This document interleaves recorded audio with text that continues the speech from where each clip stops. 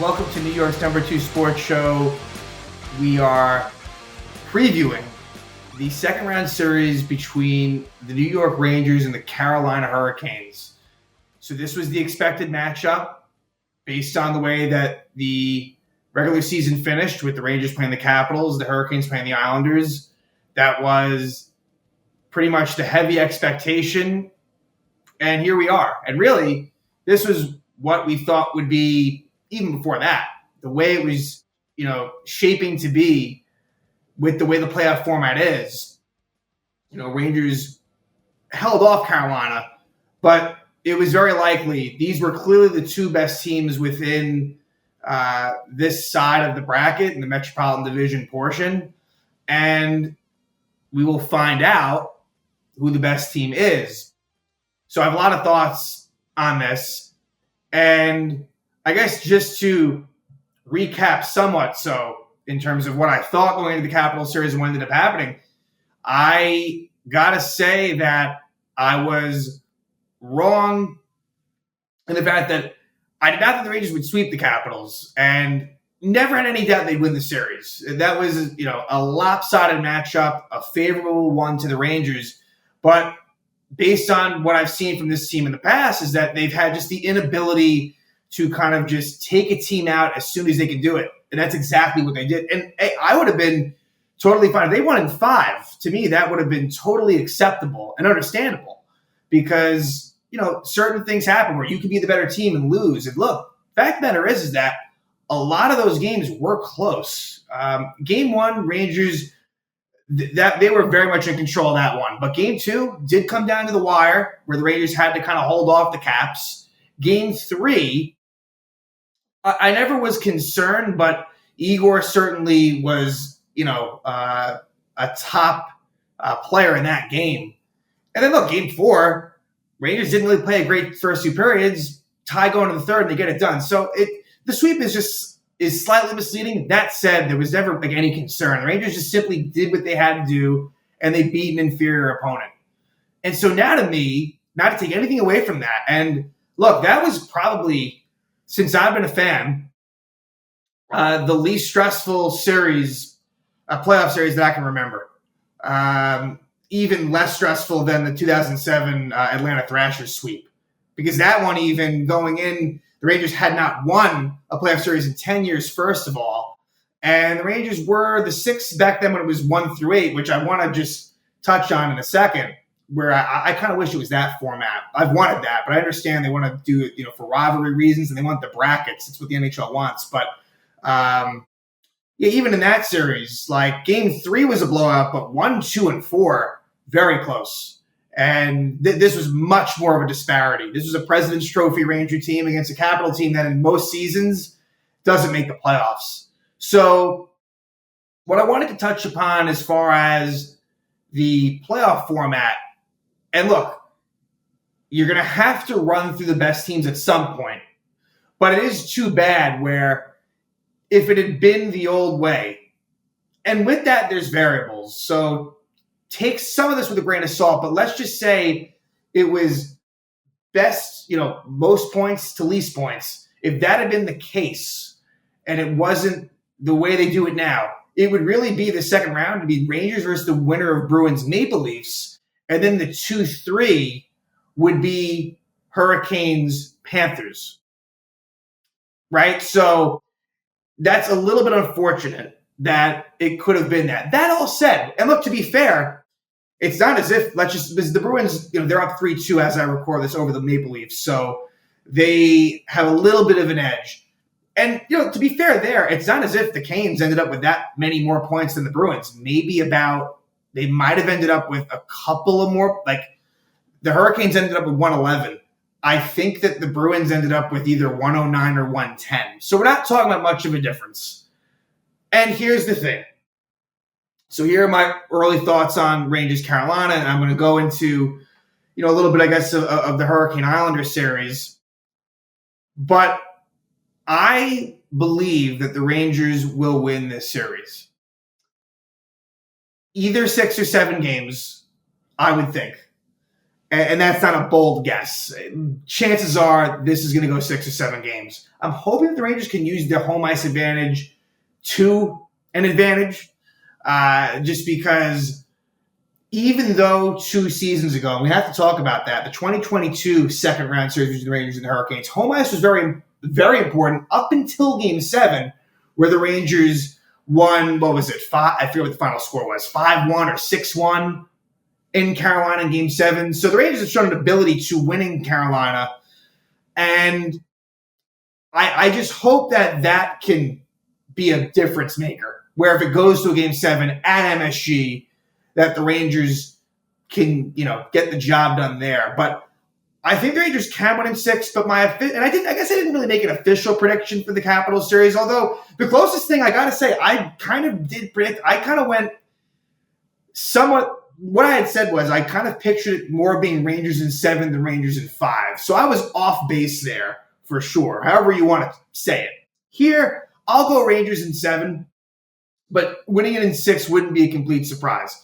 Now, Carolina is, according to DraftKings, and Carolina is a favorite. Not by a whole lot, but last I saw DraftKings was Carolina minus 140. I think FanDuel was like Carolina minus 152. And yeah, that I understand why, but I don't really agree with it. And here's the thing, because I like to think of myself as a pretty objective and fair Ranger fan. Like Rangers-Panthers, that series would have me more concerned. That one would be tougher. It's all close. As far as Eastern Conference is concerned, I think these are the 3 best teams. And Boston, let's take Toronto out of it for a second. But even if you want to include them, just a little bit below that. Not by a whole lot, but just slightly less. And so as far as the Florida series is concerned, I will definitely be rooting for the winner of Boston-Toronto. I don't expect them to beat the Panthers, but I'm hoping for it, because that would be preferable for me, just based on what I've seen. But Rangers-Hurricanes, I think the Rangers match up well with Carolina. And I think history somewhat dictates that this version of Carolina might be better, maybe, than the 2022 version. Now, to go back a little bit in time, the Rangers really, over going into 2020, the Rangers really have had Carolina's number for years. I guess specifically, I'll say it would have been maybe 10 years, but I almost feel like it was maybe like 10 to 20 years. Like really, really substantial head-to-head Rangers. And the thing with that is that's different eras of time. I mean, we're talking about Peter Laviolette as the Carolina head coach. And they won, Carolina wins the Stanley Cup with him as head coach in 2006. An interesting thing is that who is the captain of that team? Rod Brind'Amour. So, kind of teacher versus pupil in this series with Laviolette and Brind'Amour. But I think that Carolina, they have been, that all said, Carolina in the last 6-7 years has been the class of this division. Very consistent. They've made it past the first round, 6 straight seasons or so, 6 or 7? And, because there was a time where the Rangers had their time a little bit, but of course, how could you not talk about the Penguins and the Capitals? Like they've always, with Crosby and Ovechkin, they've always been up there. But now, to me, it's been Carolina. A lot of division titles within that time. And I just want to talk about 2020, and that whole thing was crazy with COVID and the bubble and the qualifying round, which was a best-of-5 series where people thought that the Rangers, they liked the Rangers because what had happened that season was the Rangers were really good versus the Hurricanes head-to-head. It might have been, I don't know if it was it could have been 4-0. That feels like it's a lot, especially since it hadn't been the full 82-game season, but it might have been at least 3-0. They were good against the Hurricanes. And then in that playoff series, Hurricanes wiped them out easy. Won all 3 games. Rangers barely had the lead. But again, part of that, it was a totally weird situation where they hadn't played in months, different environment. But either way, Carolina was the better team for sure. The Rangers at that point, David Quinn was head coach. It was a different time. That was kind of when the Rangers first started ascending a little bit. Just a little bit. Panarin's first year as a Ranger, Fox, Trouba, so on and so forth. 2022, though, I thought going into that, Carolina was definitely going to win that series. I remember thinking that. I was like, wow, Rangers kind of survived Pittsburgh. Great accomplishment. Like, that was like just a crazy series. And the Rangers, quite honestly, didn't deserve to win. For me, the series that I'm more proud of was the Hurricanes series, where the Rangers went down 2-0 and then win games 3 and 4 at home. They go down 3-2. They win game 6 at home. So all games won by the home teams the first 6 games, and then they break the trend in game 7. So, and that was just a very solid Carolina team. Here was a big thing, though. Major advantage goaltender-wise between Igor, who that season, although it was a rough Penguin series for Shesterkin, he was a Hart Trophy finalist. He won the Vezina Trophy that year. So Igor was really in prime form. And quite frankly, he's kind of there right now. He's been great. But that was Igor. And for the most part, I believe it was Ranta and Kochetkov were mainly the goalies for Carolina at that time. It definitely was not Freddie Anderson. There might have been one other goalie that was in the mix that I'm forgetting about. But yeah, it was definitely an advantage Rangers. Now this year, let's bring it back to now a little bit. Freddie Anderson's been really good. But even so, I still give the edge to Igor.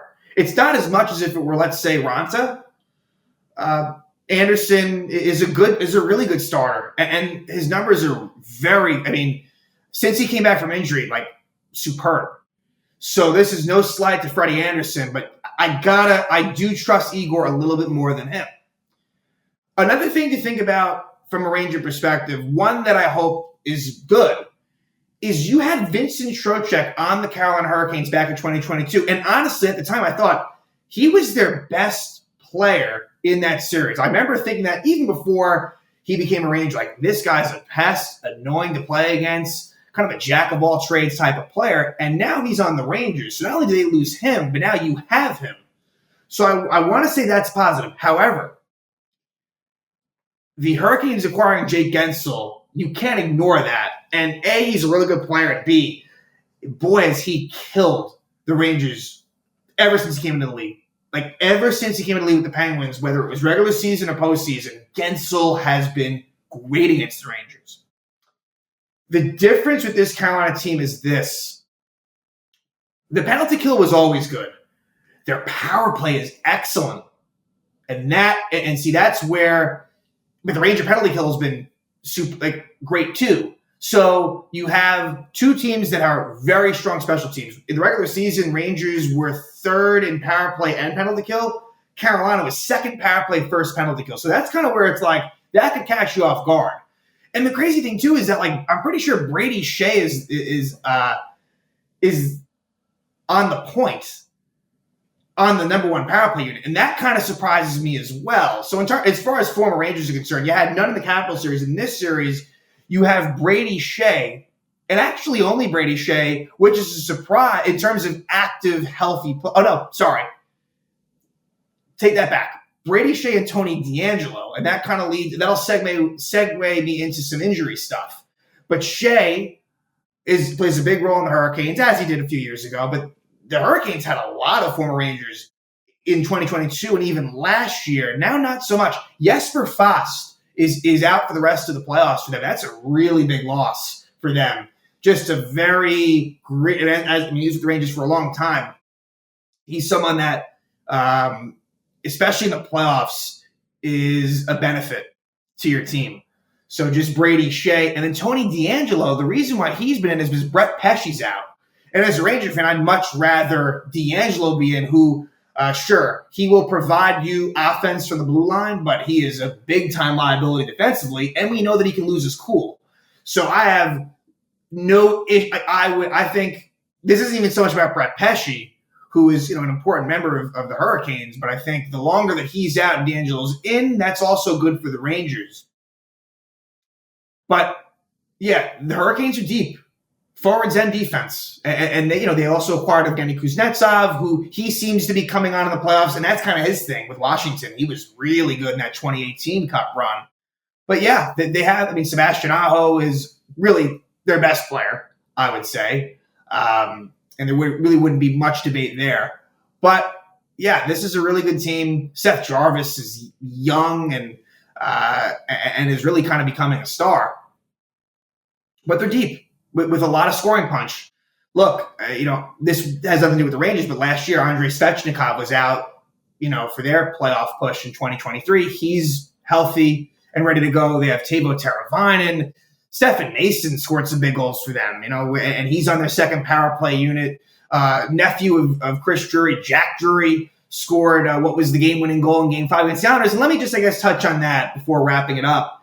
And that Hurricane Islander series, the Hurricanes win in 5. But while Carolina was definitely the better team, that series could have definitely went more than 5, for sure. I mean, even though Carolina was the better team by and large in Game 2 versus the Islanders blew a 3-0 lead, and the Hurricanes tied it up with the goal he pulled. 3-2 game, less than 2 minutes to go. So the Islanders let that one slip away, but really there was no game where the Hurricanes destroyed them.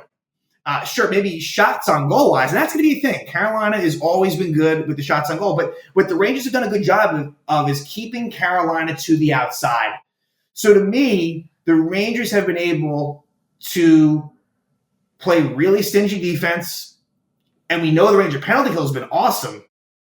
So I do like the matchup relative to the overall expectations nationally, I guess is the point. Look, there's many, many teams that I'd rather play before Carolina. This is it's a seasoned veteran team. It is, under Rod Brindamore. But what I'll say is that the Rangers are actually more of the physical team. And they have to use that to their advantage. They are bigger. They are stronger. And that, I don't always think about that with the Rangers, but in this matchup, it's the case because the Capitals were slow, but they were a big team, and it didn't work out for them. But in this particular matchup, and that won't be the case for the Panthers. Panthers are more of a team that can bang bodies and don't mind getting physical. Carolina, it's a little bit different. Even though I feel like they have this reputation, they are a hardworking blue collar team. Don't get it misconstrued. But they're not exactly the most physical. And that's where I hope Rangers can take a little bit of an advantage. As far as, the home road stuff, look, I'd love the Rangers to take the first 2 games. That would put them in a great spot. But it may not happen. And if you split the first 2, it's not the end of the world. You just got to then win a game in Carolina. See, that's where I'm just hoping. If you told me right now that there was a Game 7 in this series, I think that I would sign up for it. I and just hope that them being at home and having the crowd behind them would be enough to do it. That said, the Rangers are more than capable of winning this in less than 7. As far as the lineup is concerned, I think that for Game 1, they will stick with the lineup that it's been. In other words, Matt Rempe, he's the one that comes to mind. He will be in there, I would think. However, I don't think it'll take much for Philip Hedl to be in there. In my personal preference, I would like to get Hedl in there. It doesn't mean necessarily for Rempe. I won't say that. But getting Hedl in there, I think, would be good as opposed to kind of, inserting him after a loss, which I think is kind of the likely scenario. Because, look, this isn't an easy decision. Because, to be fair, they're 4-0 in the playoffs. And really, it dates back even to the end of the regular season where they've had this specific lineup.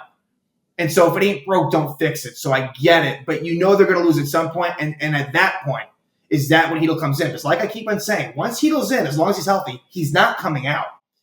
So my hunch is that Game 1 will be the lineup we've seen. But if somehow we find out that Hedl's in there, I'm not going to have a problem with it. I'm just not. He will be really helpful in this particular series. Based on the skill sets of both teams and the real need for 5-on-5 push, I think that Hedl here is really where you need him. So I'm very curious. To me, that's the thing I'm kind of most curious about as far as personnel goes, is how are they going to handle that? But time will tell. We don't know when Game 1 will be. If I had to guess, I'm thinking probably around Sunday, give or take, would be what I would think. But, crowd's going to be into it. I'm hoping to go to maybe a game or 2 in the series. We'll see. But this is really where the playoffs begin. Not to take anything away from Washington, and not to say that what happened last round was not extremely useful and beneficial to the long-term run for the Rangers. But this is when now you're going to be facing teams that are also cup contenders. Rangers are a cup contender, Hurricanes are a cup contender. And the winner of this game, the winner of the series, can really dream big, and really have a true chance. And this year, here's the thing, Carolina, it's not by much. They are the favorite. And again, it's not by a whole lot. I don't really agree with it personally, but that's what we're talking about here. The Rangers can, in theory, knock out what is considered by some the top team in the league.